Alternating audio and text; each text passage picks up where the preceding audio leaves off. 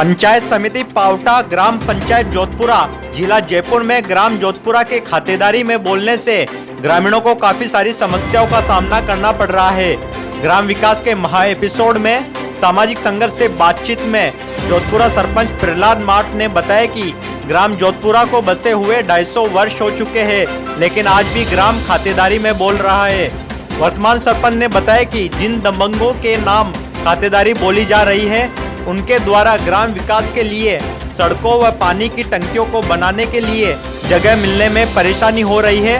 वह हमेशा लड़ाई झगड़े का माहौल रहता है। वर्तमान सरपंच ने सामाजिक संघर्ष के माध्यम से सरकार से अपील की कि ग्राम वासियों को पट्टे अलॉट किए जाए, जिससे कि ग्राम का विकास करना आसान हो सके। पंचायत समिति पावटा ग्राम पंचायत जोधपुरा की क्या है चर्चा, देखते रहिए सामाजिक संघर्ष न्यूज राजस्थान की खास रिपोर्ट। मैंने बात की कि रास्ते की प्रॉब्लम है, रास्ते की दिक्कत है। हमने 10 सालों से इस रास्ते के लिए प्रयास किया था। एमएलए बीना साहब थे, उनको भी हमने लिखित में दिया हुआ था और लिखित में उन्होंने आदेश भी किया हुआ था, पर उसको अधिकारी कोई भी इसको सही तरीके से नहीं किया। फिर हमने सरपंच से ये जोड़ी का भी हमने निर्माण कराया, तो ये भी बहुत मुश्किल है। प्रशासन भी हमारी तरफ नहीं देखा। तो इस रास्ते का कोई मुआयना करने के लिए कोई जांच अधिकारी आए थे क्या ग्राम में, जब आपने ज्ञापन वगैरह दिया? नहीं, कोई नहीं आया था। बेचारा तो एक सरपंच ही समझो इसमें दौड़ खूब किया। अच्छा। तो वो भी फिर मान लिया आगे कुछ नहीं सुने तो फिर वो क्या बात। एमएलए को हमने इंदिराज एमएलए को साहब हमने कई दफ़े सूचना भी दी मैंने, और अभी परसों 24 तारीख को मैंने उससे फ़ोन में भी बात की है, और वो मेरे को 29 तारीख को यहाँ आने के लिए भी बोलने के लिए बोला है उन्होंने। पर अब मेरे ख्याल से तो वो आएंगे नहीं शायद। ये है। तो और हमारे यहाँ मान लो जैसे पानी वानी बढ़ता है, ये नालियों की भी समस्या तो है ही। नालियों की भी समस्या है, पानी बढ़ता है, जब बरसात का पानी भी जुड़ जाता है, जैसे नहाने धोने का पानी भी जाता है। तो जब भी मैं कॉलेज वगैरह आती जाती हूँ, मेरे को रास्ते में सबसे ज़्यादा प्रॉब्लम होती है। यानी कि रास्ते में तार वगैरह ही लगा के रखे हैं, तो इससे बहुत ज़्यादा प्रॉब्लम होती है। ना गाड़ियाँ वगैरह आ जा पाती है, और जैसे यहाँ के बच्चे लोग हैं तो ये प्राइवेट स्कूलों में ऐसे जाते हैं, तो प्राइवेट स्कूल की गाड़ियाँ भी अंदर तक नहीं आ पाती है। तो बच्चों को छोड़ने के लिए वहाँ पे इतनी दूर जाना पड़ता है स्टैंड तक, वरना अंदर आने के लिए कोई विकल्प नहीं है। कैसे है गाड़ी अंदर? और एक जो ये खंभे हैं ना ऊपर, इन पे कोई ऐसी कोई लाइटिंग वगैरह नहीं है जिससे कि बाहर अच्छे से उजाला रह सके। यानी कि चोर वगैरह ऐसे ज़्यादा ही वो प्रॉब्लम तो होती है ना। और एक सबसे बड़ी बात कि जो रास्ते बन भी गए, ये सड़क वगैरह, तो यहाँ पे नालियाँ वगैरह पानी निकासी के लिए कोई वो नहीं है विकल्प। तो इसके लिए कोई नालियाँ वगैरह बनाई जाए ताकि उसकी सफाई वगैरह भी हो जाए, और कचरा पात्र के लिए कोई गाड़ी लगाई जाए। यहाँ पे कोई गाड़ी भी नहीं आती है कचरे के लिए, स्पेशल ऐसा कुछ होना चाहिए। डस्टबिन वगैरह की सुविधा होनी चाहिए सरकार के द्वारा। इतना ही कहना चाहती हूँ। आपका नाम? मेरा नाम दया शर्मा है। प्रहलाद माठ जी। सर, आप राजनीतिक क्षेत्र में कितने समय से हैं? 10 साल से जी। आपका जो कार्यकाल इस ग्राम पंचायत जोधपुरा में है सर, वो कितने समय से है? पिछले कार्यकाल में मेरे को जनता ने जिम्मेदारी दी थी जी, और अब की बार जिम्मेदारी आई मेरे पास की। अभी वर्तमान में सर इस ग्राम की क्या यथास्थिति है? कौन कौन सी समस्याओं से ग्रामीणों को जूझना पड़ रहा है? सबसे बड़ी समस्या तो ये है जी, ग्रामवासी काफी 250-300 साल पहले से गांव बसा हुआ बताते हैं जी बुजुर्ग जी। बाकी गांव आज भी खातेदारी बोल रहा है जी जोधपुरा की, जहां पानी में हमें टंकियां बनाने में, पानी में रोड बनाने में, रास्ते देने में काफी दिक्कत होती है जी। अगर ये गांव खातेदारी में हो जाए, इनको लोगों को पट्टे मिल जाए, तो इनके रास्ते उसते दुरुस्त कर दे जी। और रास्ते कहीं 2 फुट के हैं, कहीं गैलरी है, शौचालय नहीं बना सकते कम जी। गाँव वाले शौचालय बनाना चाहते हैं, बाकी वो बनाने नहीं देते। आपस में इनमें इस डर का भय बना हुआ है माहौल। ये खातेदारी जमीन होने से नए पट्टे दे पा रहे हैं, और करीब 261 राशन कार्ड धारक है गांव में जी। बाकी आज भी ये खातेदारी से नाम से प्रसिद्ध है। अच्छा। और पिछले कार्यकाल में हमने 11 टंकियां बनाई है पानी की जी, और उसमें पानी की लाइन भी सप्लाई नहीं दी थी, आई थी सरकार से जी। फिर पिछले लाइन में हमने जैसे बोरवेल खाली पड़े थे सूखे जी, उनके पाइपलाइन निकाल के हमने सुचारू टंकियों को चालू किया जी। आज गांव में पानी के तो हमने सुचारू किया, और कुछ ग्राम वासियों से सहमति लेके, उनसे ही काश्तकारों से, जैसे सभी काश्तकारों तो देते नहीं, बाकी एक आध से सहमति लेके हमने काम करवाए जी। भाई काम कराने में हमें बड़ी कठिनाई आती है जी। जब तक ये गांव आबादी में घोषित नहीं होगा, जब तक हम काम कराने में पूरी तरह असमर्थ हैं जी। काम कराने में बड़ी दिक्कत आती है। अभी इस ग्राम की जनसंख्या कितनी है सर? 4500 जी। और आपके जो ग्राम पंचायत के अंदर कितने गांव लगते हैं आपके? 3 गांव पड़ते हैं। कौन कौन से? कलानपुरा, जोधपुरा, क्राड़ोद। इसके अलावा और क्या मुख्य समस्या है लोगों की? मुख्य समस्या जोधपुरा में तो ये आबादी वाली जी। जी। क्लानपुरा में हमारा 250-300 साल पहले का ही वही गांव बसा हुआ है जी। ब्राह्मणों की ढाणी। जी। वहां भी एक हमने नरेगा की से जोड़ की खुदाई की थी, 11 लाख रुपए, उसमें 10 लाख रुपए लगे थे जी। बाकी वहां तक भी जाने का रास्ता सुचारू नहीं है जी। वो भी रास्ता बंद है जी जी। पूरी तरह से।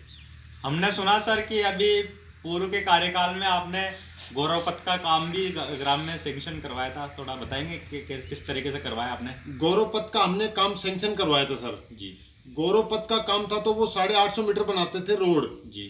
तो गांव को हमने जोड़ने के काफी प्रयास किए जी। हमने गौरव पथ को बीच में काम को आधे को बनते ही हमने रुकवाने की कोशिश रुकवाया जी। और फिर हमने ये कहा कि 850 मीटर तो 50 मीटर का हमारा गांव को जोड़ दो आप जी। उन्होंने हमें मना कर दिया जी। अब किसी कंडीशन में पीछे नहीं जाएगा गौरव पथ जी। हमने ये कहा पीछे नहीं जाता तो हम आगे भी नहीं जाने देंगे जी। फिर गौरव पथ से हमारा 3-4 दिन तक वो चलता रही बराबर मीटिंग जी। बाद में उन्होंने कहा कि हम गांव को जोड़ देंगे जी। फिर वो खातेदारी में से जो गांव की खाली जगह पड़ी थी उसमें से गांव को हमने जोड़ा जी। रूढ़िया काफी उनको उठा के और गांव को सुचारू किया जी। अब मेरा तो ऐसा मन हो गया कि एक गांव है जो मेरे परिवार की तरह दिखता है मेरे को जी। अब जहां परिवार में कठिनाई है तो उसमें बड़ी मेरे को तकलीफ होती है जी तो अगर ये आबादी भूमि में हो जाए 200-250 साल पहले के लोग बसे हुए हैं जी। तो इनको आबादी में हो जाए सरकार तक ये बात पहुंच जाए और ये सरकार अगर चेत कर ले तो काम ये इनकी खातिर आबादी हो जाए जी। ये जो समस्या सर आप बता रहे हो इसके निवारण के लिए आपने जो प्रयास कर रहे हैं अभी ग्रामवासियों के सहयोग से आपने कुछ संबंधित विभागों में एमएलए साहब को ज्ञापन दिया है क्या इसके प्रति आपने? अब की बार तो इसे इन एमएलए साहब को तो मैंने दिया नहीं जी कि ये कोरोना का टाइम चल रहा था जी। पिछले एमएलए साहब फूलचंद जी भिंडा साहब थे जी। मैंने ज्ञापन दिया था रात्रि चौपाल थी कलेक्टर साहब भी आए थे मीटिंग में जी।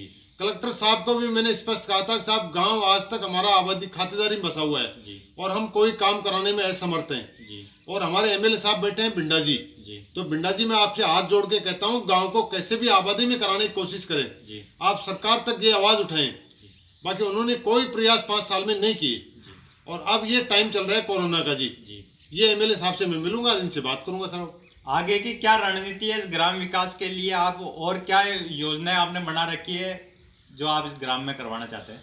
ग्राम में एक तो पानी की टंकी हो जाए जी। जो सबके नल कनेक्शन हो जाए जी। तो पानी सुचारू रूप से जाने लग जाए जी। और ग्राम में जैसे 3-3 फुट के रास्ते हैं जी। अगर ये आबादी भूमि आ जाए तो इन रास्तों को हम दुरुस्त करके और 10-10 फीट के रास्ते कम से कम नियुक्त कर दें जो आने जाने का रास्ता सही हो।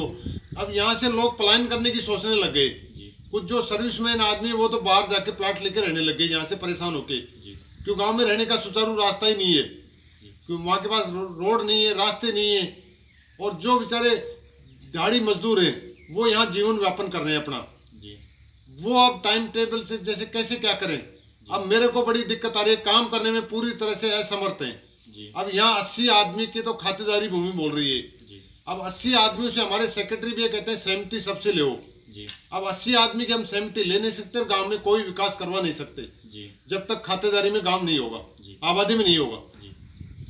ग्राम विकास के महा एपिसोड में सर हम आपके ग्राम की समस्या पूरा प्रयास करेंगे कि राज्य सरकार तक आपकी आवाज जाए और इन समस्याओं का जल्द से जल्द निदान हो। आप अपनी तरफ से और ग्राम की तरफ से राज्य सरकार से इसके अलावा और कुछ अपील करना चाहेंगे? राज्य सरकार को एक बड़ी टंकी हो जाए गांव में जी।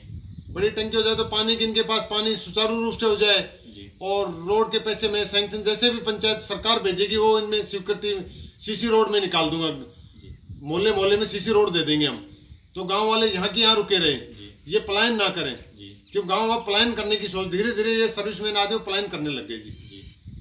हमने जब इस ग्राम की सर पड़ताल की तो कुछ लोग हमें मिले जिनको राज्य व केंद्र सरकार की योजनाओं से भी थोड़ा लाभ मिलने में परेशानी हो रही है तो आप उन्हें किस तरीके से लाभान्वित करवाते हैं? लाभान्वित ये है जी उनको जबरन उन गांव वालों के भय बढ़ा हुआ है जी आज वो उन खातेदारी में बच रहे तो उनमें भय है वो खुल के सामने आते नहीं है उनमें डर पैदा है जी उनको जैसे किसी को हम लेकर भी आएंगे तो वो डरते हैं कि हम क्यों जाएंगे हमारे को नहीं रहने देंगे तो इनमें आज भी भय बना हुआ है गांव में मिला के जागरूक नहीं है इस ग्राम जागरूक नहीं है जी भय बना हुआ है। और कोरोना महामारी में भी सर आपने काफी कुछ समाज सेवाएं की थी थोड़ा बताएंगे आप चैनल के माध्यम से? कोरोना में तो हमने जैसे मास्क खूब प्रयास किए मास्क बांटे पंचायत की तरफ से और ग्रामवासियों को भी काफी समझाया गया अपने अपने जैसे 2 गज की दूरी बना के रहें और अपने बचाव पूरी तरीके से हमने पूरे संभव के बचाव करने के प्रयास किए जी। आपका नाम? प्रहलाद माठ जी।